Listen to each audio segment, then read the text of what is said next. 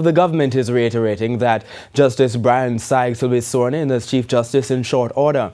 This as the administration continues to face mounting criticism over Justice Sykes' acting appointment in the position.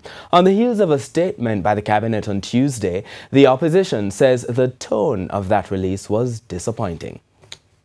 I think the tone of the cabinet statement comes pretty close to attempting to lecture the justices. Opposition leader Dr. Peter Phillips reacting to the government's response to the island's judges who stayed off the job on Monday. The controversy surrounds the separation of powers doctrine, which essentially states that each branch of government has its own purpose and powers and should not trespass on the other. The Prime Minister, Andrew Holness, has been accused of meddling in the affairs of the judiciary following comments he made during the swearing-in of acting Chief Justice Brian Sykes. In a release this week, Cabinet maintained that the government does not intend to interfere with judicial independence, but for the opposition leader, if they had recognized it, they wouldn't have acted in the way that they did.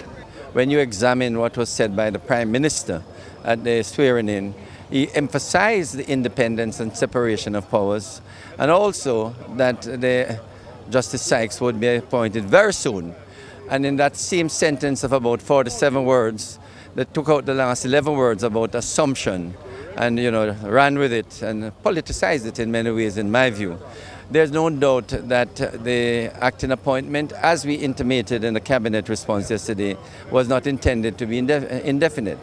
The Justice Minister has also rubbished suggestions that Justice Sykes has been placed on probation, adding that people have put too many interpretations on the acting appointment. As it relates to the opposition's criticism about the tone of the government's response to the judges, Mr. Chuck contends that the statement was appropriate and conciliatory, but we emphasized the independence of the judiciary, but one of the points which we said is that the judges could easily have used the normal route.